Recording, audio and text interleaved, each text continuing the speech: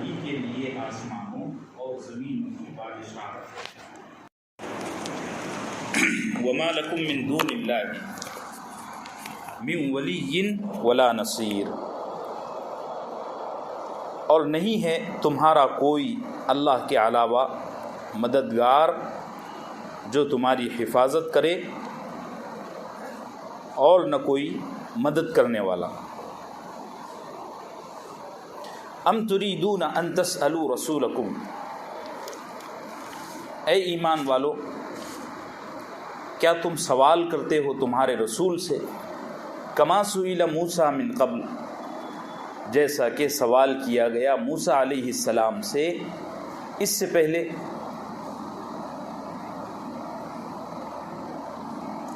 وَمَن يَتَبَدَّلِ الْكُفْرَ بِالْإِيمَانِ، اور جو شخص کفر کو ایمان کو کفر سے تبدیل کر دے، فقط ضل سواء السبیل، تو یقیناً وہ گمراہی کے راستے پر چل پڑا۔ وَدَّ كَثِيرٌ مِّنْ أَهْلِ الْكِتَابِ لَوْ يَرُدُّونَكُمْ مِنْ بَعْدِ إِيمَانِكُمْ كُفَّارًا، بہت سے اہل کتاب پسند کرتے ہیں، چاہتے ہیں اس بات کو کہ کاش تم لوٹ جاتے تمہارے ایمان لانے کے بعد کفر کی طرف، حسداً، یہ چاہت ان کی حسد کی وجہ سے ہے، من عند انفسہم، جو ان کے اندر پنپ رہا ہے، من بعد ما تبین لہم الحق، حالانکہ حق ان کے لیے واضح ہو گیا۔ فاعفوا واصفحوا حتی یأتی اللہ بامری، تو تم ان کو معاف کرو، ان کو ان کے حال پر چھوڑو، واصفحوا، اور ان سے چھیڑ چھاڑ مت کرو، حتی یأتی اللہ بامری، یہاں تک کہ اللہ کا فیصلہ آ جائے ان کے متعلق۔ ان اللہ علی کل شیء قدیر، بلا شبہ اللہ ہر چیز پر قادر ہے۔ وَأَقِیمُوا الصَّلَاةَ وَآتُوا الزَّکَاةَ، اور تم نماز قائم کرتے رہا کرو اور زکوٰۃ دیتے رہا کرو۔ وَمَا تُقَدِّمُوا لِأَنفُسِكُم مِّن خَيْرٍ، اور جو کچھ تم بھیجتے ہو آگے بھلائیاں، تجدوہ عند اللہ، تو تم پاؤ گے اس کا ثواب اللہ کے پاس۔ ان اللہ بما تعملون بصیر، بلا شبہ اللہ تمہارے تمام اعمال کو خوب دیکھ رہے ہیں۔ صدق اللہ العظیم۔ میرے محترم بھائیو، بزرگوں اور دوستو، گزشتہ ہفتے گفتگو کی انتہا میں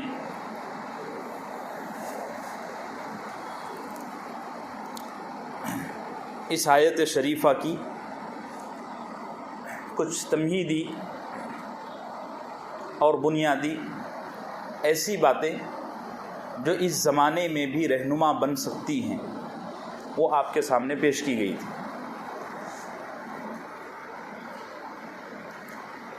قرآن رہتی دنیا تک انسانیت کا اور ایمان والوں کا خاص طور پر رہنما ہے۔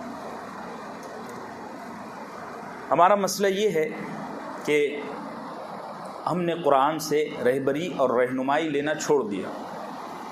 بہت سارے لوگ جو قرآن کو پڑھتے بھی ہیں تو صرف پڑھتے ہیں، سمجھتے نہیں، حالانکہ پڑھنے کا ثواب بھی ہے لیکن سمجھنا بھی ضروری ہے، چونکہ قرآن ہدایت کی کتاب ہے، اور ہدایت اسی وقت لے سکیں گے جب اس کی بات کو سمجھ سکیں گے۔ مثال کے طور پر کوئی آدمی یہاں سے چائنا گیا، سڑک پر گاڑی چلا رہا تھا، سڑک کے کنارے ایک سائن بورڈ لگا ہوا دیکھا، وہ چائنیز زبان میں تھا۔ اب اس کو چائنا سمجھ میں نہیں آتی، چائنیز زبان سمجھ میں نہیں آتی۔ اس پر لکھا ہوا تھا کہ اپنی منزل پر جانے کے لیے اس طرف مڑنا ہے۔ اس نے سمجھا شاید ادھر مڑنا ہوگا، یہ ادھر مڑ گیا۔ یہ غلطی کس وجہ سے ہوئی؟ صرف اس وجہ سے کہ وہ اس کو سمجھ نہیں سکا۔ تو قرآن کریم اگرچہ کہ تلاوت کا بھی ثواب رکھتا ہے اور بڑی فضیلت ہے، اس کا انکار نہیں ہے، بلکہ حضرت شاہ ابرار الحق صاحب ہردوئی رحمۃ اللہ علیہ فرماتے تھے کہ جو شخص یہ نظریہ رکھے اور یہ بات کہے کہ قرآن کی تلاوت سے کوئی فائدہ نہیں، وہ زندیق ہے۔ اللہ ہم سب کی اس سے حفاظت فرمائے۔ لیکن قرآن ہدایت کی کتاب ہے، یہ اہم پہلو ہے۔ ایک دفعہ ایک صحابی اللہ کے نبی کی خدمت میں آیا اور فرمایا یا رسول اللہ میں چاہتا ہوں کہ روز ایک قرآن ختم کروں۔ آپ نے فرمایا نہیں۔ پھر وہ صحابی فرمانے لگے کہ میں چاہتا ہوں کہ 3 دن میں ایک قرآن ختم کروں۔ آپ نے فرمایا نہیں۔ پھر وہ صحابی فرمانے لگے میں چاہتا ہوں کہ 1 ہفتے میں ایک قرآن ختم کروں۔ آپ نے فرمایا ٹھیک ہے۔ ایسا اس لیے 2 وجہیں علماء نے بیان کی ہیں۔ ایک تو اس وجہ سے کہ 1 دن میں ایک قرآن ختم کرو گے تو بہت جلدی میں پڑ جاؤ گے، اور ابھی جوان ہو تو اس محنت کو برداشت کر سکو گے، بڑھاپے میں اتنی محنت نہیں ہو سکے گی، تو اللہ کے نبی نے شفقت کے خاطر منع فرما دیا۔ اور دوسری وجہ علماء اور محدثین نے یہ بتلائی کہ اگر 1 دن میں ایک قرآن ختم کرو گے تو صرف پڑھتے ہی رہو گے، سمجھو گے نہیں، اس لیے منع فرما دیا کہ 1 دن میں ایک ختم مت کرو۔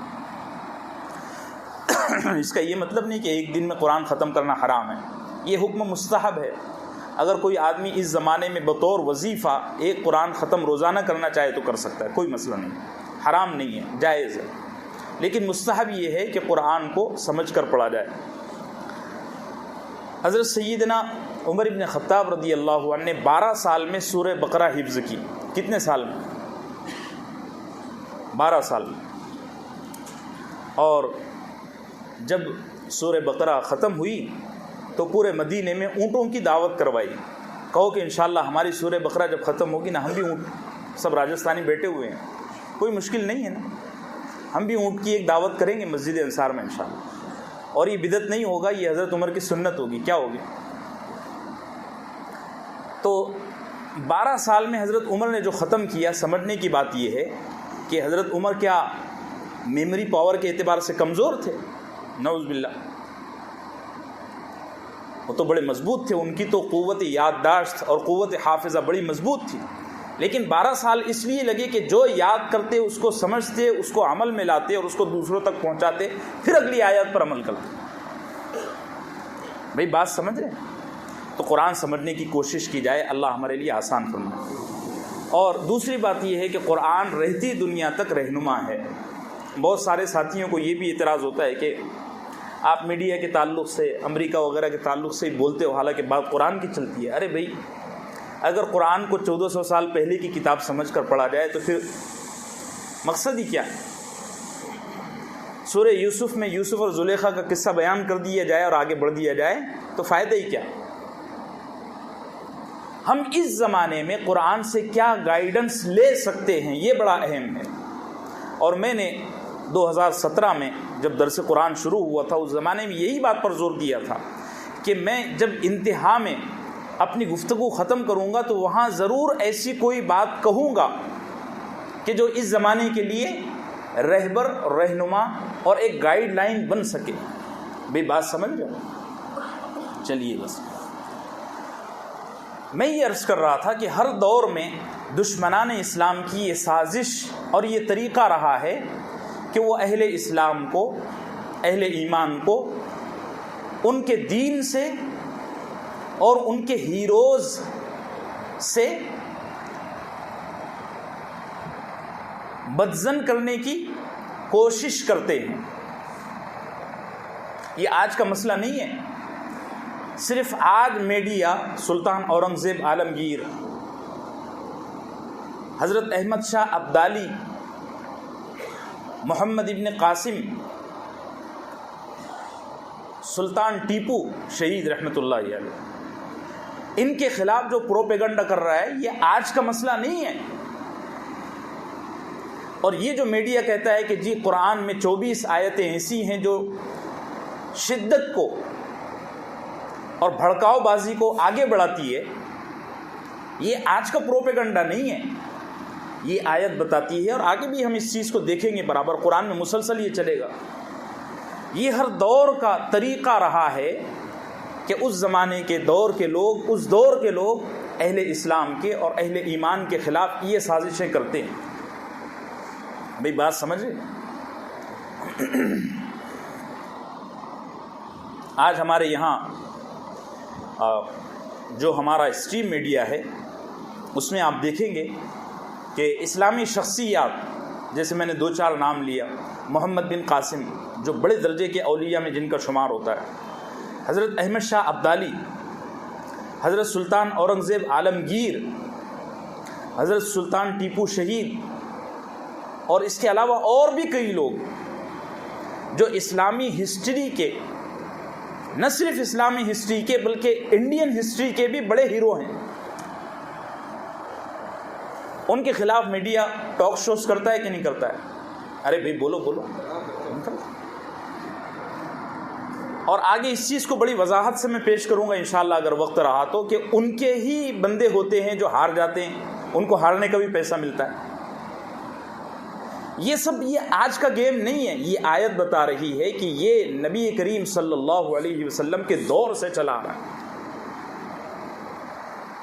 اور قرآن کے خلاف پروپیگنڈا یہ آج کا مسئلہ نہیں ہے، یہ عہد نبوی سے اور اللہ کے نبی کے زمانے سے چلا آ رہا ہے۔ اللہ ہم سب کو صحیح سمجھ عطا فرمائے۔ ہم کو یہ کرنا ہے بنیادی طور پر، ایک تو ہوتا ہے لاجیکل جواب، میں اس پر بھی بات کروں گا۔ ہم کو یہ کرنا ہے کہ یہ جو مغرب آج اسلام پر ہر سمت سے وار کر رہا ہے، ہم کو ان سب چیزوں کو نظر انداز کرتے ہوئے اپنے کام میں لگے رہنا ہے، کو انشاءاللہ کریں گے۔ خاص طور سے جو نوجوان بچے بیٹھے ہیں، اب دیکھو بچے آتے نہیں ہیں جلدی، میرا ایسا ارادہ ہو رہا ہے کہ 12:15 سے اگلے ہفتے شروع کیا جائے درس قرآن۔ صحیح بات ہے، کیونکہ وقت اب بہت کم پڑ رہا ہے، تو خاص طور سے یہ جو اسکولوں کے اور کالجوں کے نوجوان لڑکے ہیں جو مخلوط ماحول میں یعنی مکس سوسائٹی میں رہتے ہیں، ان کے سامنے یہ سوالات بڑے ہنگامہ خیز انداز میں پیش کیے جاتے ہیں، اور وہ ہمارے بچے کچھ تیاری نہ ہونے کی وجہ سے اپنے دین سے، اپنی دینی شخصیات سے بدگمان ہو جاتے ہیں، نعوذ باللہ۔ میں نے کتنے لوگوں کو یہ کہتے ہوئے سنا کہ سلطان اورنگزیب عالمگیر اپنے بھائی کا قاتل تھا اور اپنے باپ پر ظالم تھا، نعوذ باللہ۔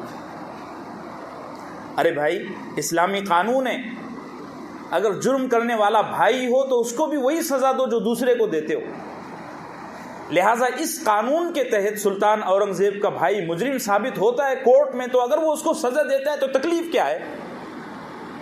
غلط ہے۔ جو لوگ یہ کہتے ہیں کہ سلطان اورنگزیب عالمگیر نے اپنے باپ کو گرفتار کروایا تھا، ذرا وہ یہ بھی تو دیکھیں کہ اس کے پیچھے کیا راز تھے، اور کیا واقعتاً انہوں نے گرفتار کروایا تھا؟ خیر یہ ایک الگ مسئلہ ہے، اس پر انشاءاللہ کبھی عمر رہی زندگی رہی تو بات کروں گا۔ تو نوجوان بچے خاص طور سے اس فتنے پر توجہ نہ دیں، سن لیں اور سننے کے بعد مناسب تیاری کریں۔ میں نے سنڈے کو بھی اس سلسلے میں کافی کہا تھا کہ سفر کے دوران اس طرح کی بحثوں میں نہ الجھیں،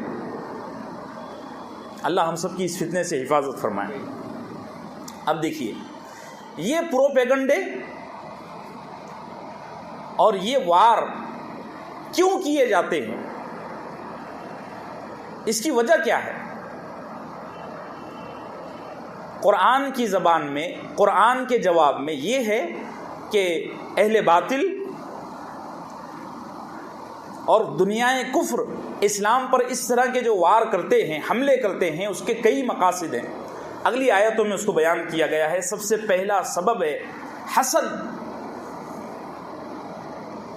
کفار اور مشرکین کو اور دشمنان اسلام کو یہ پسند نہیں ہے کہ اسلام اتنی بلندی تک جائے اور مسلمانوں پر اللہ کی رحمتیں اتریں۔ دیکھو نا، شیطان نے حضرت آدم علیہ السلام کو اللہ سے بدظن کرنے کی، بدگمان کرنے کی کوشش کی۔ کیوں کوشش کی؟ کہ اگر سیدنا آدم نعوذ باللہ ثم نعوذ باللہ اس کی باتوں میں آ کر اللہ سے بدگمان ہو جاتے تو یقیناً اللہ کی رحمت سے محروم ہو جاتے۔ ایک بڑا عام جملہ ہے، نا امیدی کفر ہے۔ تو اگر نا امید ہو جاتے، بدظن ہو جاتے، بدگمان ہو جاتے تو اللہ کی رحمت سے دور ہو جاتے۔ تو ایک وجہ تو یہ ہے کہ دشمنان اسلام حسد کرتے ہیں اہل اسلام سے، اور وہ نہیں چاہتے کہ اسلام اس درجے تک ترقی کرے اور اتنا سر چڑھ کر بولے، اتنی بلندی تک جائے. ایک وجہ حسدا من عند انفسہم. دوسری وجہ بڑی زبردست بات ہے. قرآن کہتا ہے لو یردونکم من بعد ایمانکم کفارا. یہ جو دشمنان اسلام تم کو نبی کا گستاخ بنانا چاہتے ہیں، یہ جو دشمنان اسلام تم کو دین کی تعلیمات سے، دینی شخصیات سے اور تمہارے ہسٹوریکل ہیروز سے بدزن کرنا چاہتے ہیں، اس کے پیچھے سازش یہ ہے کہ تمہاری گھر واپسی ہو جائے. بہت بڑا چوکا مار رہا ہوں. ارے بھئی گیا کہ نہیں پیچھ کے باہر؟ بولو بولو. جڑ رہا ہے کہ نہیں ہمارے زمانے سے؟ وہ چاہتے یہ ہیں کہ تم اپنے ایمان کو چھوڑ کر کفر کی طرف آ جاؤ. لو یردونکم من بعد ایمانکم کفارا. اس زمانے میں نعرہ ہے کہ نہیں گھر واپسی کا؟ ارے بولو یار. ان کی ساری سازش، ساری محنتوں کا نتیجہ یہ ہے کہ یہ ایمان والے، یہ جو مسلمان ہیں، اور ان کی جو کوانٹٹی بڑھتی جا رہی ہے، ان کی جو مقدار بڑھتی جا رہی ہے، یہ کم ہو کر گھٹ جائے اور ہمیں ختم کرنے کے لیے آسانی ہو اور غلبہ ہمارا ہو. حالانکہ ہم تو نارمل رہتے ہیں بھائی، بڑے غریب سے لوگ ہیں، دیکھو سب کیسے شریف بیٹھے ہیں. بھائی بات سمجھ رہے؟ ہاں، گھر واپسی دوسری وجہ. تیسری وجہ یہ ہے کہ یہ اہل کفر اور دشمنان اسلام اہل ایمان کو اعمال سے ہٹا کر فضول کاموں میں لگانا چاہتے ہیں. بولو. اعمال سے ہٹا کر، نماز سے، روزے سے، حج سے، زکوٰۃ سے، انسانیت کی خدمت سے، مانوتا کی سیوا سے اور ایسے نیک کام کرنے سے ہٹا کر فضول کاموں میں الجھا دیں. یہ ان کی بڑی سازش ہے. جیسے ایک آدمی ہے، وہ مغرب کی نماز کے بعد 2 رکعت چاشت کی، 2 رکعت اوابین کی، یہ سب پڑھا کرتا تھا، نوافل کا اہتمام کرتا تھا. اس کو معلوم ہوا کہ آج فلاں ٹی وی چینل پہ اسلام کے بارے میں یہ ڈیبیٹ ہو رہی ہے. حالانکہ ڈیبیٹ کرنے والے اور کروانے والے سب دلال ہوتے ہیں، میں گارنٹی سے کہہ رہا ہوں. تو وہ کیا کرے گا نا، اپنی اوابین اور اپنی چاشت کی رکعتوں کو کم کر دے گا. جہاں سبح اسم ربک الاعلی پڑھتا تھا، وہاں قل اعوذ برب الفلق اور قل اعوذ برب الناس پڑھ کے فوراً ٹی وی چالو کرے گا یا موبائل چالو کرے گا. دیکھو اعمال سے ہٹ گیا نا اور فضول کاموں میں لگ گیا نا. حالانکہ وہ جو ڈیبیٹ ہو رہی ہے اس میں کوئی ایک بھی ڈھنگ کا نہیں ہے، سب فضول ہیں. اور ہمارے اکابر کا، مسلم پرسن اللہ کا، جمعیت علماء ہند کا یہ صاف بیانیہ ہے کہ ان ٹی وی ڈیبیٹس میں جانے کی اور اس کو سننے سنانے کی زیادہ سے زیادہ کوشش یہ کریں کہ نہ ان چیزوں میں پڑیں.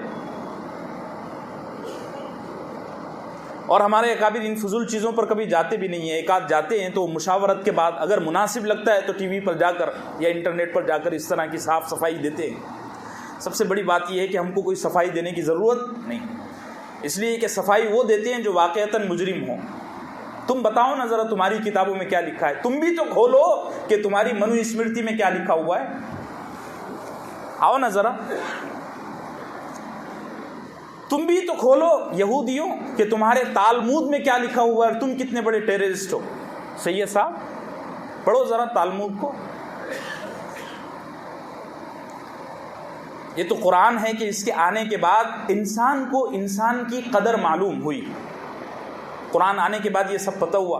قرآن آنے سے پہلے آپ پڑھ لو انسانی تہذیب کا کیا حال تھا.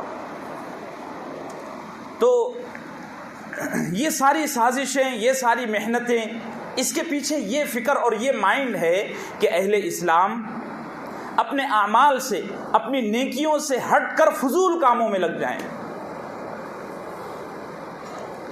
بھئی بات سمجھ رہے؟ ایک مقصد یہ بھی ہے. چوتھی چیز، دیکھو ہر زمانے میں ایک طبقہ ایسا سچا اور ایسا صادق رہتا ہے جو حق کا تلاش کرنے والا رہتا ہے. ہر زمانے میں. اللہ کے نبی صلی اللہ علیہ وسلم کے زمانے میں حضرت سلمان فارسی رضی اللہ عنہ کہاں ایران اور کہاں مکہ، اور ان کی جو داستان ہے اس کو پڑھو تو کوئی روئے بغیر نہ رہی. ایسی درد بھری داستان ہے، وہ کیسے مسلمان ہوئے، اللہ اکبر، کتنی بار بازار میں بکے اور کیسے ظالموں کے ہاتھوں بکے، ہوتے ہوتے ہوتے ہوتے 5 بازاروں میں بکنے کے بعد وہ اللہ کے نبی صلی اللہ علیہ وسلم کے پاس آئے. پھر اللہ کے نبی نے بھی عزت دی، فرمایا یہ میرا بیٹا ہے، میرے گھر کا آدمی ہے، سلمان منا من اہل البیت. صحابہ میں تنہا آدمی ہے جس کے بارے میں اللہ کے نبی نے فرمایا کہ سلمان یہ اہل بیت میں سے ہے. تو ہر دور میں ایک طبقہ، ایک جماعت، ایک پارٹی ایسی رہتی ہے جو حق کو تلاش کرنے والی رہتی ہے. آج بھی آپ دیکھ لو نا، لاکھوں لوگ ہیں. ہاں بات آ گئی تو آپ کو بتا دوں، یہ ہمارے ہندوستان میں مراٹھا ایک قوم ہے، یہ بڑی بہادر قوم ہے. پچھلے سال میڈیا میں یہ عنوان آیا بھی تھا، اردو میڈیا میں، یہ چینل والے نہیں دکھائیں گے یہ سب. مراٹھا قوم میں یہ بڑی بہادر قوم ہے، دعا کرو اللہ ان کو اسلام کے کھاتے میں جمع کرا دے. بہت بڑی قوم، ان کی بہادری کی بڑی داستانیں ہیں. اس قوم کے 32 لاکھ لوگوں نے 10 لیڈر سلیکٹ کیے اپنے اندر سے، اور ان سے کہا کہ ہم مورتی پوجا سے، اپنے مذہب سے بیزار ہیں، اس کی تعلیمات سے پریشان ہیں. آپ 10 لوگ دنیا کے تمام مذاہب کا اسٹڈی کرو اور پھر ہم کو بتاؤ کہ کیا مناسب ہے. آپ میں سے زیادہ کی رائے جو ہو جائے گی، ہم 32 کے 32 لاکھ اس پر عمل کریں گے. وہ 10 لوگ ابھی اسٹڈی کر رہے ہیں، دعا کرو کہ اللہ ان پر اسلام کو کھول دے. وہ 32 لاکھ ایک سیکنڈ میں ہمارے کھاتے میں آ جائیں گے. تو ہر دور میں ایک گروہ اور ایک جماعت ایسی رہتی ہے جو حق کو تلاش کرتی ہے. یہ جو سرکش اور اہل زیغ ہوتے ہیں نا، اس طرح کے طبقے کو پروپیگنڈا کر کے کنفیوز کر دیتے ہیں. پہلے کے پہلے میڈیا پر اور سوشل میڈیا پر اور ٹی ویوں پر، اخباروں میں یہ دکھایا جائے گا کہ اسلام تلوار کے زور سے پھیلا، اسلام ٹیررسٹ ہے، اسلام میں عورت پر ایسے ایسے ظلم ہوتے ہیں. تو اس طرح کا طبقہ پہلے خود بخود اسلام سے بیزار ہو جائے گا، ارے یار یہ تو کام کی چیز نہیں ہے، نعوذ باللہ. اور بجائے اس کے کہ وہ اسلام پر کوئی بڑی بھاری بھرکم اسٹڈی کرتے، سرسری بات سن کر اسلام سے دور ہو جائیں گے. لیکن یاد رکھو اللہ اللہ ہے، اللہ. 11 سپٹمبر 2001 کے بعد یاد ہے نا سب کو، مغرب نے اور یورپ نے پوری دنیا میں اسلام کے تعلق سے یہ پروپیگنڈا کیا کہ اسلام دہشت گردی سکھاتا ہے. بہت آپ نے دیکھا ہوگا، بیچارے مسلمان بچے گھر کے گھر جیلوں میں ڈالے گئے وغیرہ وغیرہ، جو بھی ہوا. یہ ایک سازش تھی، پروپیگنڈا تھا. اب اللہ کہتے ہیں سورہ فتح میں علیہم دائرۃ السوء، اللہ اس شر کو خیر میں کیسے بدلتے ہیں. دیکھو 2001 کے بعد 2002، 2003، 2004، 2005، یہ 4 سال یورپ کا یہ حال تھا کہ یورپ میں سب سے زیادہ بکی جانے والی کتاب قرآن تھا. اللہ نے پھیر دیا نا، ان کے شر میں اللہ نے خیر نکالا. بعض دفعہ یہ ہوتا ہے کہ مخالفت کرنے والے خود آپ کا فائدہ کر دیتے ہیں. وہ نہیں، اللہ کے نبی کے زمانے میں جب حج کا زمانہ آیا تو مکے والے ہر چوک پر کھڑے ہو گئے کہ بھئی باہر ملکوں سے جو حاجی آ رہے ہیں ان سے کہو کہ مکے میں ایک شخص ہے جو جادو سکھاتا ہے اور خود بڑا جادوگر ہے، نعوذ باللہ، اس سے ملنا مت. اور وہ مکے کے سردار لوگوں کو روئی کے پھائے دیا کرتے تھے، کپاس دیا کرتے، اپنے کانوں میں ڈال لو، اس کی آواز میں بڑا جادو ہے. تو باہر سے آنے والے لوگ کہنے لگے بھئی یہ مکے کے لوگ ہیں، یہ سب جانتے ہیں، ہم اپنے کانوں میں روئی ڈال لیتے ہیں اور ان کی باتوں کو نہیں سنتے. ہوتے ہوتے جب حج کے ایام گزر گئے تو جن لوگوں کے کانوں میں روئی کا فایا تھا وہ کہنے لگے کہ سنتے تو صحیح، کہتا کیا ہے. دیکھو اگر مکے والے وہ حرکت نہ کرتے تو اللہ کے نبی صلی اللہ علیہ وسلم سب سے ملاقات نہ کر سکتے تھے. لیکن اللہ کی مشیت تھی، اللہ نے مکے والوں کی اس بری سازش کو خیر میں تبدیل فرما دیا. انہوں نے اپنے کانوں سے روئی نکالی اور جو نہیں سننے والے تھے وہ بھی اللہ کے نبی کی خدمت میں حاضر ہوئے. اللہ کے نبی نے اپنا پیغام پہنچایا، گروہ در گروہ لوگ مسلمان ہوئے۔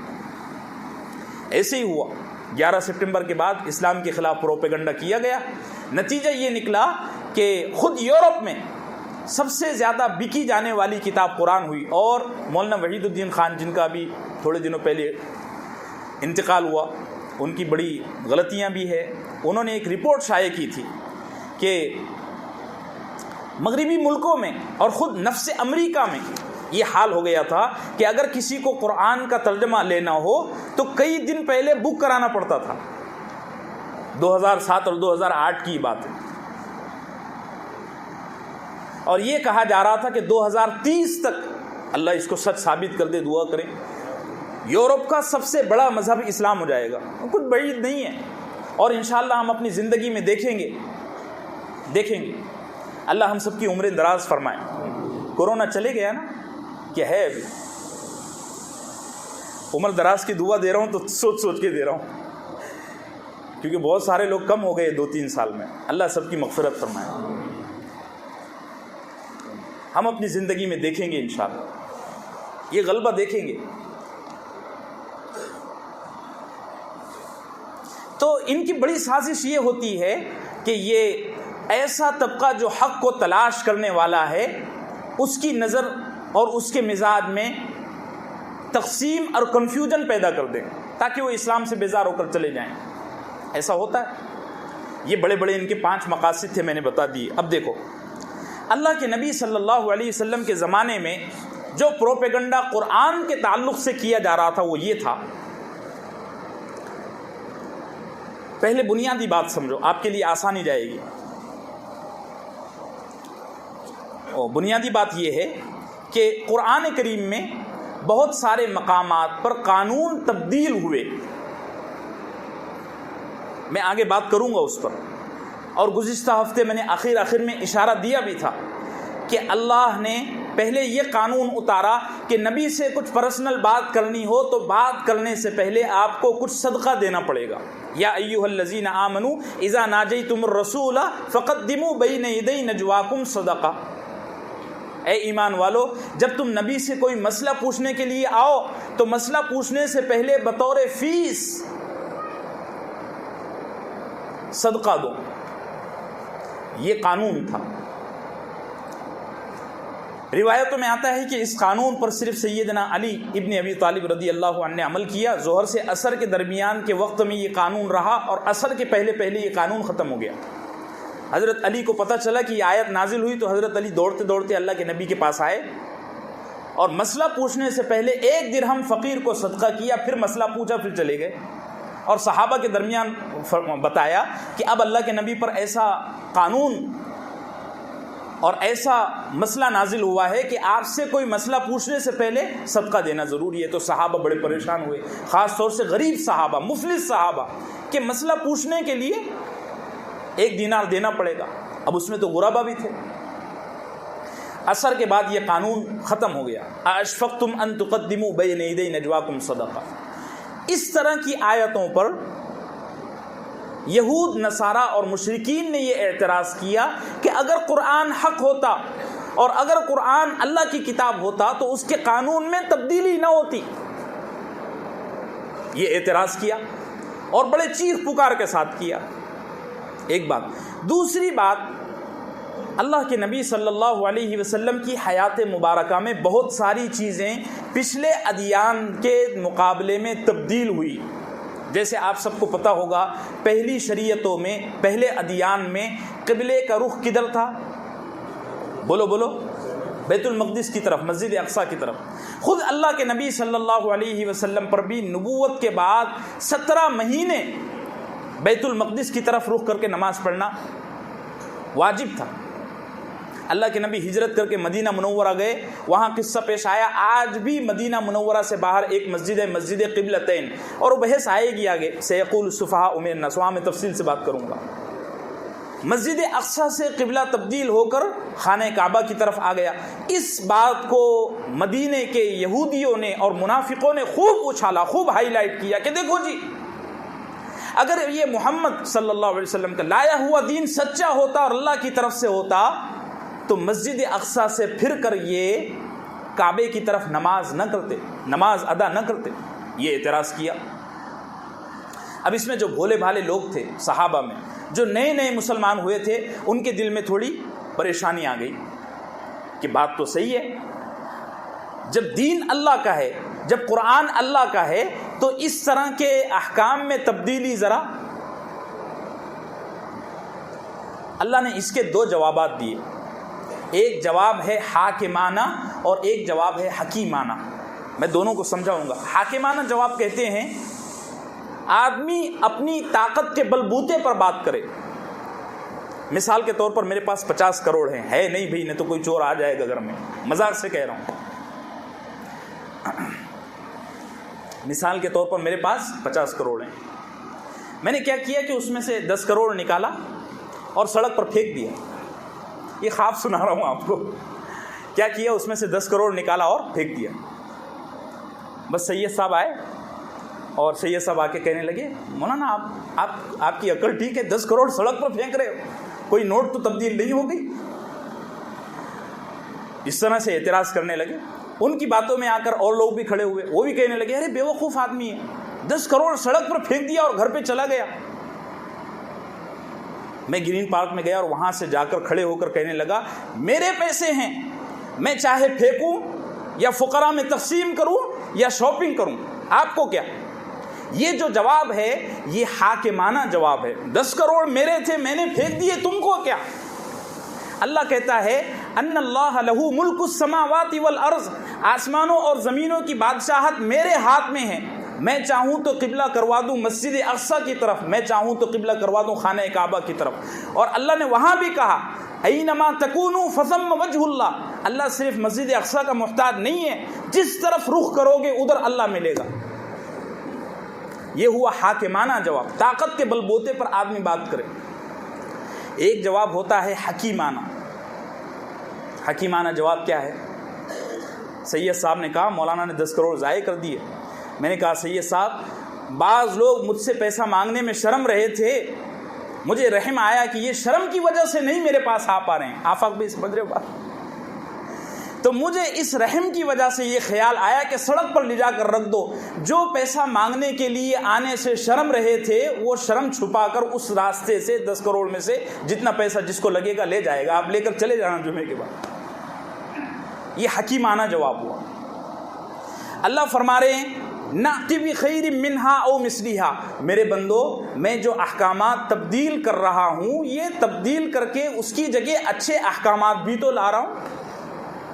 مسجد اقصی سے بہتر ہے حضرت سیدنا ابراہیم علیہ السلام کا قبلہ، مجھے پسند آیا کہ تمہارا قبلہ مسجد اقصی سے بدل کر خانہ کعبہ کی طرف کر دوں، تاکہ تمہارے نبی کی چاہت بھی پوری ہو جائے اور حضرت ابراہیم علیہ السلام کی یادداشت بھی تازہ ہو جائے۔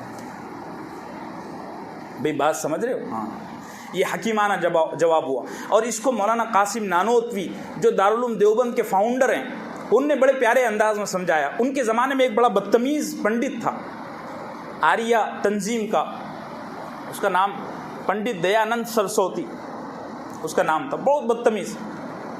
وہ اکثر ایمان پر اور اسلامی تعلیمات پر اعتراض کرتا تھا۔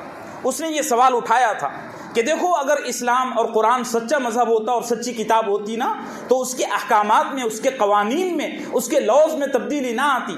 مولانا قاسم نانوتوی رحمۃ اللہ علیہ نے اس کا جواب یہ دیا کہ دیکھو طبیب ڈاکٹر ہمیشہ مریض کو ایک ہی نسخہ اور ایک ہی ٹریٹمنٹ نہیں دیتا، اس میں تبدیلی لاتا ہے۔ ایک آدمی تھا، اس کو ٹائیفائڈ ہوا، ٹائیفائڈ ہوتے ہوتے ملیریا ہو گیا، ملیریا ہوتے ہوتے ڈینگو ہو گیا۔ نانوتوی کا جو ڈاکٹر ہوگا وہ ٹائیفائڈ کا الگ ٹریٹمنٹ لکھے گا، 8 دن کے بعد ملیریا کا، حالانکہ بندہ ایک ہی ہے نا۔ پھر اس کے بعد کائے کی دوا؟ ڈینگو کی۔ ہر دن، ہر ہفتے، ہر بیماری پر نسخہ تبدیل ہو رہا ہے۔ بس ایسے ہی اللہ نے جب صحابہ کو دیکھا کہ یہ اب اس پر عمل کرنے کے قابل نہیں رہے یا ان کے لیے یہ حکم اب مناسب نہیں رہا، تو اللہ نے حکم تبدیل کر کے دوسرا حکم نازل فرما دیا۔ اللہ کو رحم آیا، یا اللہ کی مصلحت جو بھی تھی، جیسا اللہ نے مناسب سمجھا ویسا حکم تبدیل کر کے نازل فرما دیا۔ اس کی مثال ایسی ہے، قرآن میں خود اس کی وضاحت کی گئی ہے۔ دیکھو، شروع اسلام میں موت سے پہلے وصیت کرنا واجب تھا۔ کتب علیکم اذا حضر احدکم الموت ان ترک خیرا الوصیۃ للوالدین والاقربین، یہ دوسرے پارے کی آیت ہے۔ اللہ فرماتے ہیں کہ تم پر فرض کر دیا گیا ہے کہ جب تم میں سے کسی آدمی کی موت کا وقت آ جائے تو وصیت کرے۔ وصیت مطلب ولس لکھوائے۔ تو موت سے پہلے وصیت واجب تھی۔ اب اس میں بڑی تنگی ہوئی کہ موت سے بعض مرتبہ یہ ہوتا ہے کہ ایک آدمی گھر سے اچھا بھلا نکلا تھا اور راستے میں اس کا ایکسیڈنٹ ہوا یا راستے میں کوئی حادثہ ہوا، کسی نے قتل کر دیا، مر گیا، وصیت نہیں کر سکا تو ایک واجب اور ایک فرض چھوٹ گیا۔ بھئی بات سمجھ رہے ہو؟ اللہ نے اس حکم کو تبدیل کر کے یہ فرمایا کہ اب وصیت کرنے کی موت سے پہلے ضرورت نہیں، یوصیکم اللہ فی اولادکم۔ سارا فیصلہ اب اللہ نے تبدیل کر دیا کہ سارے قانون اللہ کی طرف سے نازل کیے گئے ہیں۔ ہر رشتہ دار کو، ہر ذوی الارحام کو جو حق ملے گا وہ اللہ نے نازل کر دیا۔ اب تم کو وصیت کرنے کی ضرورت نہیں ہے۔ اگر کوئی آدمی اسپیشل طور پر کسی کے لیے کوئی وصیت کرنا چاہے تو کر سکتا ہے، لیکن وصیت کرنا فرض۔ ایسے ہی پہلے شروع اسلام میں اگر کسی خاتون کے شوہر کا انتقال ہو جاتا تو اس کو عدت میں 1 سال رہنا ضروری تھا۔ کتنا؟ 1 سال، متاعا الی الحول غیر اخراج، پورا 1 سال۔ پھر اللہ نے اس حکم کو بدل کر والذین یتوفون منکم ویذرون ازواجا وصیۃ لازواجہم، اس سے پہلے کی آیت کیا ہے؟ یتربصن بانفسہن 4 اشہر وعشرا۔ پہلے 1 سال کا حکم تھا، اللہ نے بدل کر اب کتنا کر دیا؟ 4 مہینہ 10 دن۔ یہ آسانی پیدا ہو گئی۔ آفاق بھائی، بچپن میں آپ ٹیلر کے یہاں جاتے تھے تو ٹیلر جو آپ کے ناپ کے کپڑے سیتا تھا ابھی بھی وہی سیتا ہے؟ بدل گیا کہ نہیں؟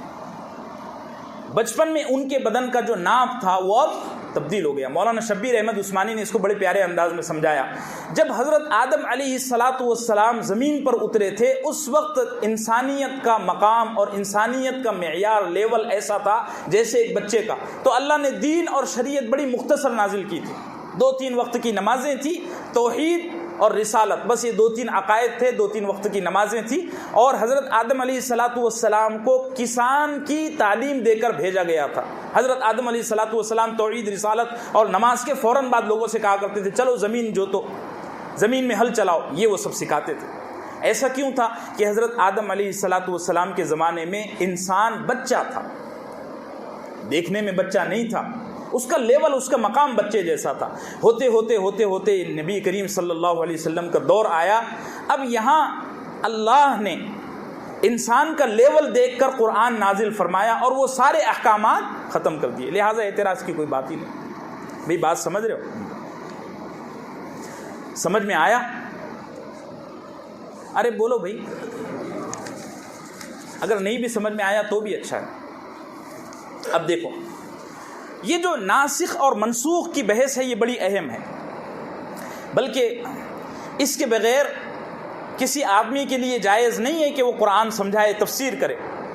علامہ جلال الدین سیوطی رحمۃ اللہ علیہ نے فرمایا کہ تمام ائمہ کا، تمام محدثین اور مجتہدین کا اس بات پر اتفاق ہے کہ جب تک کوئی آدمی ناسخ اور منسوخ کا علم نہ سیکھ لے وہاں تک وہ تفسیر نہ کرے، جائز نہیں ہے۔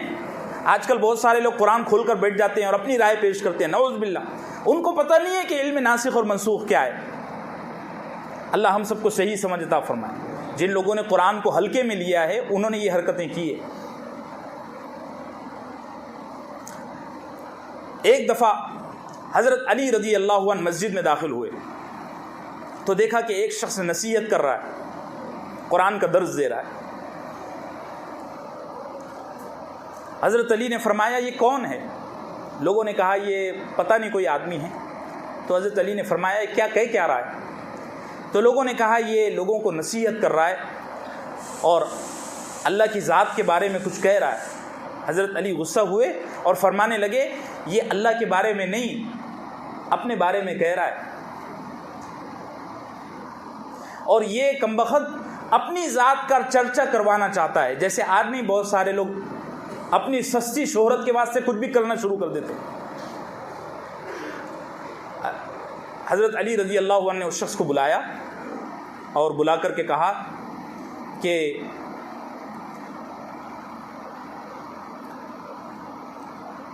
تم ناسخ اور منسوخ کا علم جانتے ہو؟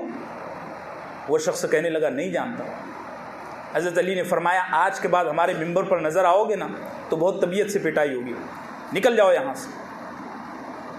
فخرج من مسجدنا ولا تذکر فیہ، ہماری مسجد سے نکل جاؤ اور آئندہ ممبر کو لوگوں نے مذاق بنا رکھا ہے۔ ایک مولوی صاحب کہہ رہے تھے، مولوی صاحب تو نہیں تھے بس ایسے ہی چلتے پھرتے، کہہ رہے تھے میں بسم اللہ کہہ کے ممبر پہ بیٹھ جاتا ہوں، پھر جو جی میں آتا ہے کہتے رہتا ہوں۔ کیا کہہ رہے تھے؟ میں بسم اللہ کہہ کر اللہ کا نام لے کر ممبر پہ بیٹھ جاتا ہوں، پھر جو جی میں آتا ہے کہتے رہتا ہوں۔ بہت سارے لوگ سوشل میڈیا کی باتیں ممبر سے کرتے ہیں، ایک دو میسج پڑھ لیے بس بیٹھ گئے ممبر پر۔ اور میں آپ سے کہوں گا اپنے علماء کو پابند بناؤ کہ وہ قرآن اور حدیث کے علاوہ تیسری بات ممبر سے نہ کہیں۔ بھئی بات سمجھ رہے؟ بہت سارے لوگوں نے ممبر کو اپنا دھندا بنا رکھا ہے۔ وہ پاکستان میں ایک صاحب تھے، ان کو علامہ کمرشیل کہا جاتا تھا۔ کیا کہا جاتا تھا؟ ڈاکٹر اسرار صاحب نے سنایا ہے، ان کا نام بھی لیا ہے۔ ان کو کیا کہا جاتا تھا؟ علامہ کمرشیل۔ وہ ممبر سے ایڈورٹائز کیا کرتے تھے بیان کے دوران بڑے اچھے انداز میں، ان کا انداز بڑا پیارا تھا، لوگوں کو لگتا نہیں تھا کہ یہ آدمی ایڈورٹائز کر رہا ہے، لیکن وہ کرتے تھے۔ ایک دفعہ ایک آدمی ان کے پاس آیا، کسی فلم کا پروڈیوسر تھا، کہنے لگا مولانا اس دفعہ جمعے میں جو بیان ہوگا بس ہماری فلم کی ایڈورٹائز کر دینا۔ مولانا کہنے لگے پاگل ہو کیا؟ چاکلیٹ کی، صابن، گولی، بسکٹ کی اور منڈی پائے کی کرتا ہوں تو ٹھیک ہے، تو فلموں کی ایڈورٹائز مجھ سے کروا رہا ہے؟ وہ آدمی کہنے لگا دیکھو مولانا اگر آپ نے ایڈورٹائز کر دی نا تو میں آپ کو بڑی بھاری رقم دوں گا۔ مولانا رقم دیکھ کر نرم ہو گئے اور جمعے کے دن ممبر پہ بیٹھے اور جہنم کی تفصیل بیان کی کہ جہنم میں ایسے انگارے ہوں گے، ایسا عذاب ہوگا، یہ ہوگا، یہ ہوگا، اور پھر آخر میں کہنے لگے میں تم کو کتنا بھی سمجھاؤں، جہنم سے کتنا بھی ڈراؤں، لیکن یہ بات پکی ہے کہ تم جمعہ کے بعد سب کے سب وہ فلم دیکھنے ضرور جاؤ گے، کیونکہ اس فلم میں فلاں ہیرو ہے، فلاں پروڈیوسر ہے۔ دیکھیں ایڈورٹائز بہت سارے لوگوں نے ممبر کا یہ حال کر کے رکھا ہوا ہے۔ آپ پابند بنائیں اپنے علماء کو، اپنے متعلقین کو کہ وہ ممبر سے قرآن اور حدیث کے علاوہ تیسری بات نہیں، صرف قرآن، صرف حدیث۔ بات سمجھ رہے؟ سب سے پہلے میں نے زندگی میں 2009 میں درس قرآن دیا، اس سال پہلا موقع تھا جلالین کا، تو مجھ سے میرے حضرت نے رمضان کے بعد فرمایا درس قرآن سے پہلے کم سے کم 500 کتابوں کا مطالعہ کرو۔ کتنی کتابوں کا؟ تو میں درس قرآن دیا کرتا تھا ایک دیہات میں، بڑا چھوٹا دیہات تھا، اور میں نے اس کو بڑے دل پر سوار کر لیا تھا، میری آنکھیں سوج جاتی تھی مطالعہ کرتے کرتے۔ اللہ قبول فرمائے، کوئی گھمنڈ کی بات نہیں ہے۔ اب یہ دیکھو نا، یہ جو تفسیر جلالین ہے یہ کم سے کم 250 تفسیروں کا خلاصہ ہے۔ کتنی تفسیروں؟ اب لوگوں نے مذاق بنا کے رکھا ہے۔ اور ابھی ایک دو روز پہلے ایک صاحب کیا کہہ رہے تھے، مولانا آپ درس قرآن کرتے ہو، اس کا فائدہ کیا ہے؟ میں نے کہا اس کا فائدہ یہ ہے کہ میری تنخواہ حلال ہو جاتی ہے، سیدھی بات۔ اور دوسری بات یہ ہے کہ میں فائدے کا ذمہ دار نہیں ہوں، ہدایت دینا میرے ہاتھ میں نہیں ہے نا۔ اللہ فرماتے ہیں لیس علیک ھداھم، ہدایت تو نبیوں کے اختیار میں نہیں ہے، میں کیا چیز ہوں؟ جیسے شفا دینا ڈاکٹر کے اختیار میں نہیں ہے، اس کے باوجود سارے کے سارے دوا کھاتے ہیں، ڈاکٹر دوا دیتا بھی ہے، ایسی ہدایت دینا میرے اختیار میں نہیں ہے۔ میں ذمہ دار ہوں صرف قرآن کا پیغام پہنچانے کا، فائدہ ہو یا نہ ہو مجھے کیا، ہاں میری تنخواہ اس سے حلال ہو جاتی۔ بھئی بات سمجھ رہے ہو؟ تو میں یہ عرض کر رہا تھا کہ نسخ کی جو بحث ہے بڑی اہم ہے، اور جب تک کہ کوئی آدمی اس علم کا کم سے کم بنیاد حاصل نہ کر لے وہاں تک اس کے لیے جائز نہیں ہے کہ وہ درس قرآن اور تفسیر دیے۔ اللہ ہم سب کو صحیح سمجھ عطا فرمائے۔ اب دیکھیے نسخ کیا ہے، 5-10 منٹ میں آپ کو بتا دیتا ہوں۔ نسخ کے معنی آتے ہیں نون سین خا، یہ 3 حرفوں کا ایک لفظ ہے، نون سین خا۔ نسخ کے معنی آتے ہیں ایک چیز کو اس کی جگہ سے ہٹا دینا اور اس کی جگہ کوئی دوسری چیز رکھ دینا۔ ایک چیز کو اس کی جگہ سے ہٹا دینا اور اس کی جگہ کسی دوسری چیز کو رکھ دینا۔ ویسے تو نسخ کے بہت سارے معنی آتے ہیں، علماء نے بہت سارے معنی کیے اور ہر لفظ کے کچھ نہ کچھ معنی ہوتے ہی ہیں۔ ایسے ہی نسخ کے ایک معنی اور بھی ہیں، مٹا دینا، ہٹا دینا، مٹا دینا، زائل کر دینا۔ فَيَنْسَخُ اللَّهُ مَا يُلْقِي الشَّيْطَانُ، اللہ ایمان والوں کے بارے میں فرماتے ہیں کہ ایمان والوں کا دل ایسا رہتا ہے کہ شیطان اگر ان کے دل میں کوئی وسوسہ ڈالے تو اللہ اس وسوسے کو مٹا دیتے ہیں۔ بات سمجھ رہے ہیں؟ شریعت کی زبان میں نسخ کا کیا مطلب ہے؟ تھوڑی علمی بحث ہے، توجہ دو، میرے کو مشکل جائے گا۔ آپ توجہ دو نا، توجہ رکھو ادھر، پڑھو اللہم صلی علی محمد۔ تھوڑی علمی بحث ہے، آپ سمجھو اس کو۔ نسخ کا معنی ہوتا ہے کسی چیز کو اس کی جگہ سے ہٹا دینا اور اس کی جگہ کوئی بہتر چیز رکھ دینا۔ مثال کے طور پر مجھے مسجد کے ذمہ داروں نے اس جگہ بٹھایا ہے قرآن سمجھانے کے لیے، دین سمجھانے کے لیے۔ جس دن مسجد کے ذمہ داروں کو یہ لگے گا کہ یہ مولانا بہتر کام نہیں کر رہے، مجھے ہٹا دیں گے اور میری جگہ کسی اور کو بٹھا، یہ نسخ ہے۔ یہ مائک ہے مثال کے طور پر، ابھی یہ اچھا چل رہا ہے تو ٹھیک ہے، جس دن اس کی آواز دھیمی پڑ گئی، پھٹ گئی، اس دن مسجد کے ذمہ دار اور خدام اس کو ہٹا کر اس کی جگہ، اچھا یہ سب کیا ہے؟ نسخ ہے، کسی چیز کو ہٹا کر اس کی جگہ دوسری چیز کو ڈال دینا۔ کبھی نسخ کا معنی ہوتا ہے کسی چیز کو بالکل مٹا دینا، ختم کر دینا اور اس کی جگہ اچھی چیز لائے نہ لائے وہ الگ بات ہے۔ بھئی بات سمجھ رہے ہو؟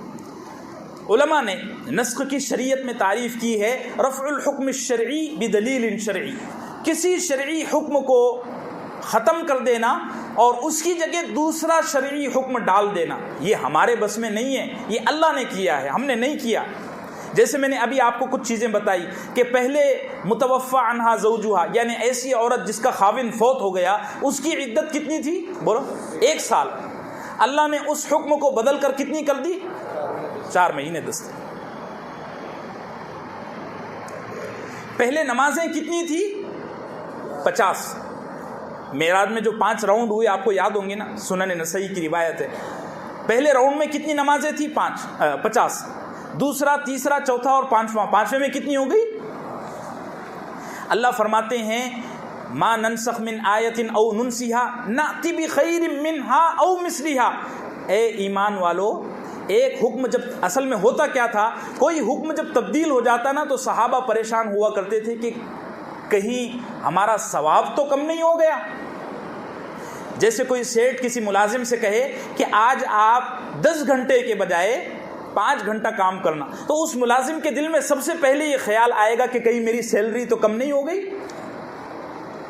تو سیٹ کہے گا نہیں، آپ کو سیلری پوری دی جائے گی۔ ایسے ہی اللہ نے 50 کی جگہ 5 نمازیں تو کر دی، لیکن آخر میں اللہ کے حبیب نے فرمایا کہ میرا اللہ ایسا کریم ہے کہ وہ 5 نمازوں پر 50 کا ثواب دے گا۔ کوئی بیوہ عورت 1 سال کے بجائے 4 مہینے 10 دن عدت گزارے تو وہ گنہگار نہیں ہوگی۔ وہی حکم ہے، صرف اللہ نے اس کی ویلیڈیٹی کم کر دی ہے۔ اللہ اختیار والے ہیں، سب کر سکتے ہیں۔ ان اللہ علی کل شیء قدیر۔ اب دیکھو قرآن کریم میں منسوخ آیات کی تعداد کتنی ہے، یعنی ایسی آیتیں جو اللہ نے منسوخ کر دی ان کی تعداد کتنی ہے؟ منسوخ آیات کی تعداد قرآن کریم میں، ایک بہت بڑا اسلامی ہسٹری کا نام ہے امام ابن العربی، بہت بڑے عالم ہیں۔ وہ فرماتے ہیں، ان کی کتاب احکام القرآن، انہوں نے فرمایا کہ قرآن کریم میں 20 جگہوں پر قرآن کی آیتیں منسوخ ہیں۔ کتنی؟ 20۔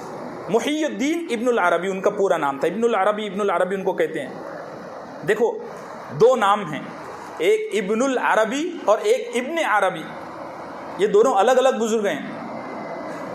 ابن عربی الگ آدمی ہیں اور ابن العربی الگ آدمی ہیں۔ یہ جو میں بات کہہ رہا ہوں یہ ابن عربی کی نہیں ہے، ابن العربی کی ہے۔ یہ کیا کہتے ہیں؟ قرآن کی کل آیتیں 20 منسوخ ہو چکی ہیں۔ ہندوستان کے ایک بہت بڑے آدمی تھے جنہوں نے قرآن کا دنیا میں سب سے پہلے ترجمہ کیا، ان کا نام ہے ولی اللہ محدث الدہلوی رحمۃ اللہ علیہ، بہت بڑے آدمی ہیں۔ دہلی میں ان کا مزار ہے. اللہ نے ان سے دین کا بڑا کام لیا ہے اور اسلامک فلسفے پر سب سے پہلے انہوں نے قلم اٹھایا ہے. اس سے پہلے امام غزالی نے اٹھایا تھا لیکن وہ الگ روٹ پر تھا، یہ ان کا الگ روٹ ہے. ایک دفعہ یہ سوئے تھے تو خواب میں سیدنا امام حسین عالی مقام رضی اللہ عنہ تشریف لائے اور ایک پین ہاتھ میں دی، قلم ہاتھ میں دیا. فرمایا اب تو اس کے ذریعے دین کے فلسفے کو لکھنا شروع کر. جب یہ بیدار ہوئے تو لکھا حجت اللہ البالغہ. بہت بڑی، بہت زبردست کتاب ہے، لاجواب کتاب ہے. آپ پڑھنے کی کوشش مت کرنا، بہت علمی کتاب ہے. سمجھتے سمجھتے اچھے اچھوں کے سر چکرا جاتے ہیں. دارالعلوم دیوبند میں مفتی سعید احمد صاحب پالنپوری، اللہ ان کے مزار پر رحمت نازل فرمائے، انہوں نے بڑا احسان کیا ہے. بامبے میں ان کی مزار ہے، پچھلے سال رمضان میں ان کی وفات ہوئی. بہت بڑے عالم تھے. انہوں نے اس کتاب کی شرح لکھی ہے، بڑی حجت اللہ البالغہ کی شرح لکھی ہے، رحمت اللہ الواسعہ کے نام سے، پڑھنے جیسی کتاب. تو شاہ ولی اللہ محدث الدہلوی فرماتے ہیں کہ قرآن کی 20 نہیں 5 آیتیں منسوخ ہیں. کتنی؟ اور یہی بات صحیح ہے. 20 آیتیں جو منسوخ ہیں وہ کسی اور اعتبار سے ہیں. ابن العربی نے اپنے فہم اور اپنی سمجھ کے اعتبار سے 20 کاؤنٹ کر لی. شاہ ولی اللہ فرماتے ہیں کہ کتنی آیتیں منسوخ ہیں؟ 5. اور یہ بات صحیح ہے. اب وہ 5 کون کون سی ہے میں آپ کو مقامات بتا دیتا ہوں. پہلی آیت ہے وہ عدت والی، وصیت والی، دوسرے پارے میں کتب علیکم اذا حضر احدکم، فٹافٹ بتا دیتا ہوں. اور اس کو منسوخ کرنے والی آیت ہے یوصیکم اللہ.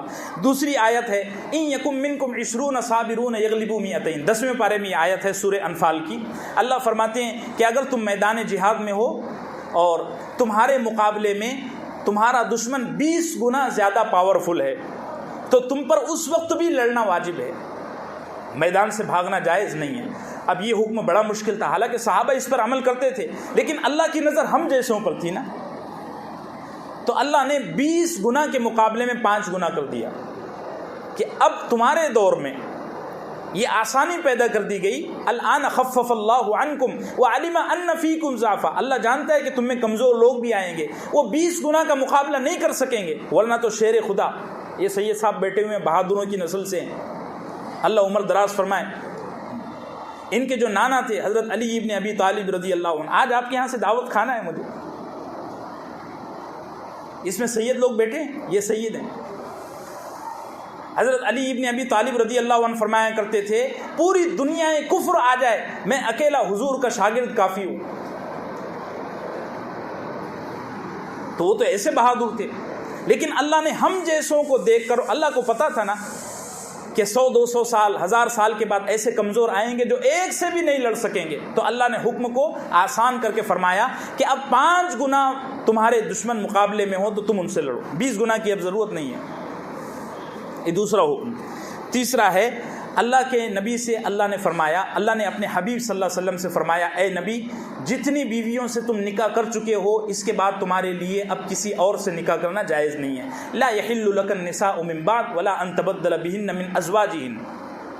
یہ آیت نازل ہوئی اور اللہ کے نبی پر اس کے بعد نکاح کرنا حرام ہو گیا، لیکن فوراً اللہ کی حکمت اور اللہ کی مشیت نے اس فیصلے کو تبدیل کیا اور اللہ نے فرمایا اے نبی انا احللنا لک ازواجک اللاتی آتیت اجورہن، آپ 4 بیویوں کے علاوہ بھی اور بیویوں سے نکاح کر سکتے ہیں. چنانچہ اللہ کے نبی نے 4 کے بجائے 9 بیویوں سے ایک وقت میں نکاح فرمایا. اور وہ جو میں 2 ہفتے سے آیت پیش کر رہا ہوں اشفقتم ان تقدموا بین یدی نجواکم صدقات، کہ نبی سے بات کرنے سے پہلے 1 درہم صدقہ کرنا واجب تھا، اللہ نے اس حکم کو تبدیل کر کے وہ حکم ختم کر دیا. ایک اور مسئلہ تھا یا ایھا المزمل قم اللیل الا قلیلا، پہلے تہجد کا وقت آدھی رات کے بعد شروع ہوتا تھا، نصفہ او انقص منہ قلیلا. اگر کوئی آدمی تہجد پڑھنا چاہتا تو دین کا اور شریعت کا حکم یہ تھا کہ جیسے فرض نمازوں کا وقت تھا ایسا ہی تہجد کا وقت تھا آدھی رات کے بعد. یعنی آدھی رات کب ہوئے گی؟ ابھی 2-2:30 بجے کے بعد آدھی رات شروع ہو جائے گی، 2 بجے کے بعد 6 بجے 6:15 بجے غروب آفتاب ہے نا، تو ہاں 1-1:30 بجے کے بعد آدھی رات شروع ہو جائے گی. تو پہلے تہجد کا یہ وقت تھا، پھر اللہ نے دیکھا کہ 1500 سال کے 1400 سال کے بعد کمزور لوگ آئیں گے اور وہ آدھی رات کے بعد نہیں اٹھ سکیں گے، 12 بجے تک تو واٹس ایپ پر چیٹ کرتے ہوں گے اور IPL دیکھتے ہوں گے، وہ کوہلی کو دیکھتے ہوں گے. تو اللہ نے آسانی فرما دی، اللہ نے حکم تبدیل کر دیا اور فرمایا کہ اب اگر کوئی آدمی عشاء کی نماز کے بعد 2 رکعت تہجد کی نیت سے پڑھ لے تو بھی کافی ہے. علم ان لن تحصوه فتاب علیکم، اللہ نے تمہارے لیے آسانی فرما دی. اگر کوئی آدمی فوراً عشاء کی نماز کے بعد سونے سے پہلے، اب بھی بہتر یہ ہے کہ ہم تہجد اٹھیں، تہجد کے لیے آدھی رات کے بعد اٹھیں، افضل ابھی بھی یہی ہے، لیکن اللہ نے آسانی یہ فرما دی کہ اگر کوئی آدمی عشاء کی نماز کے بعد 2 رکعت نفل تہجد کی نیت سے پڑھ لے تو اللہ تہجد قبول فرما لیں گے. تھوڑا 5 منٹ قرض لے لوں وقت، یہ بحث مکمل ہو جائے گی، پھر اگلے ہفتے اپن نیا شروع کریں گے. دیکھیے قرآن کریم میں جو منسوخ ہوئے ہیں احکامات، اس میں کئی تفصیلات ہیں. یہ ایک باقاعدہ علم ہے، ایک اکیڈمک موضوع ہے. میں اس کو سرسری طور پہ بیان کر کے آگے بڑھ رہا ہوں. اللہ ہم سب کو اتنا ہی سمجھا دے کافی ہے. قرآن کریم کی بعض آیات وہ ہیں جن کی تلاوت بھی منسوخ ہو چکی اور جن کا حکم بھی منسوخ ہو چکا. نہ وہ آیتیں اب موجود ہیں اور نہ وہ لا اب موجود ہے، وہ ختم ہو گیا. مثال کے طور پر پہلے کوئی بچہ کسی عورت کا 10 بار دودھ پیے تب ہی اس عورت سے اس بچے کی حرمت رضاعت ثابت ہوتی تھی. حرمت رضاعت کہتے ہیں دودھ پلانے کی جو مدت ہوتی ہے، مدت ہوتی ہے، وہ اسے حرمت رضاعت کہتے ہیں. آسان انداز میں 10 دفعہ پینا ضروری تھا. جب تک کوئی بچہ کسی عورت کا 10 بار دودھ نہ پیے وہاں تک وہ بچہ اس عورت کا بیٹا نہیں بنتا تھا. اللہ نے اس قانون کو تبدیل کر کے اب یہ قانون بنا دیا وَأُمَّهَاتُكُمُ اللَّاتِي أَرْضَعْنَكُمْ کہ اگر کوئی آدمی ایک عورت کا ایک بار بھی دودھ پی لے تو اس کی ماں بن جائے گی. یہ قانون تبدیل ہو گیا. لیکن اب نہ یہ آیت موجود ہے قرآن میں اور نہ یہ قانون موجود ہے. منسوخ الحکم والتلاوہ معاً، اس کا حکم بھی منسوخ ہو گیا اور اس کی تلاوت بھی ختم ہو گئی. دوسرا منسوخ وہ ہے کہ اللہ نے کسی آیت کی تلاوت باقی رکھی ہے لیکن اس کا حکم منسوخ ہو چکا ہے. وہ آیت موجود ہے قرآن میں لیکن اس کا حکم اور ایزا قانون اب اس پر عمل نہیں ہوگا. وہ آیت ہے لیکن ایزا قانون اس پر عمل نہیں ہوگا. مثال کے طور پر وہ جو آیت میں نے پڑھی آپ کے سامنے، متوفی عنہا زوجہا کی عدت پہلے کتنی تھی؟ 1 سال، اب کتنی ہو گئی؟ 4 مہینے. وہ آیت موجود ہے قرآن میں دوسرے پارے میں لیکن اب اس پر عمل نہیں ہوگا. اس زمانے میں کوئی آدمی کہے کہ نہیں جی، کوئی مفتی فتویٰ دے دے کہ نہیں جی اب بھی بیوہ عورت کو 1 سال عدت گزارنی ہے، وہ لوگ کہو گے ارے بیوقوف ہو، اس کی بات مت مانو، یہ گمراہ کر رہا ہے. اب تو بیوہ کی عدت کتنی ہے؟ 4 مہینے 10 دن. وہ حکم ختم ہو گیا، وہ لا اب نہیں رہا، اب دوسرا آ گیا. ایک حکم وہ ہوتا ہے، ایک منسوخ وہ ہوتا ہے کہ اللہ نے آیت ختم کر دی اور قانون موجود ہے.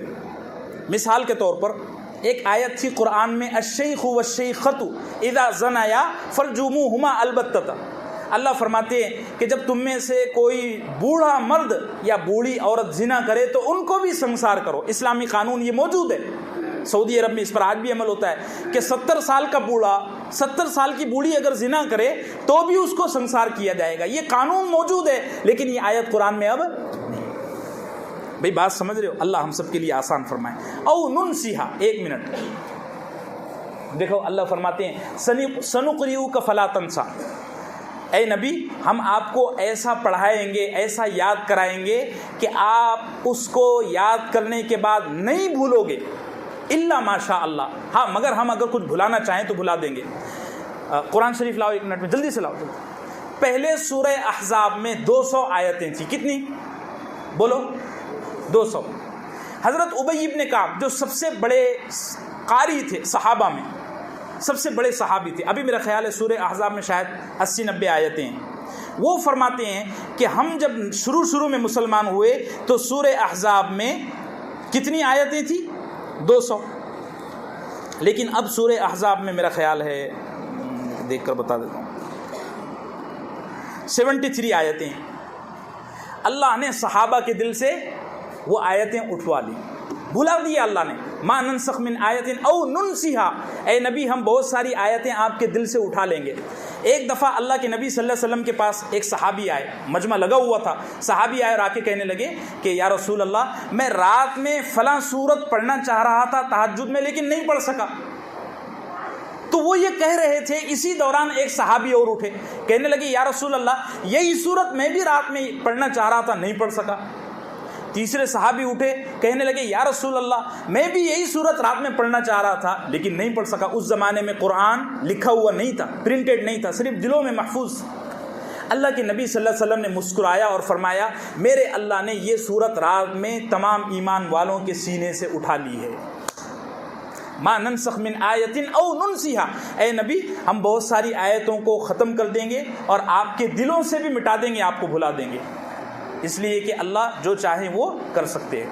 ساری باتوں کا خلاصہ یہ ہوا کہ ہم کو باطل کے پروپیگنڈے سے متاثر ہونے کی ضرورت نہیں۔ اللہ ہم سب کا ایمان اور یقین مضبوط بنائے اور قرآن کریم کا ہم کو عاشق زار بنائے۔ صلی اللہ وسلم۔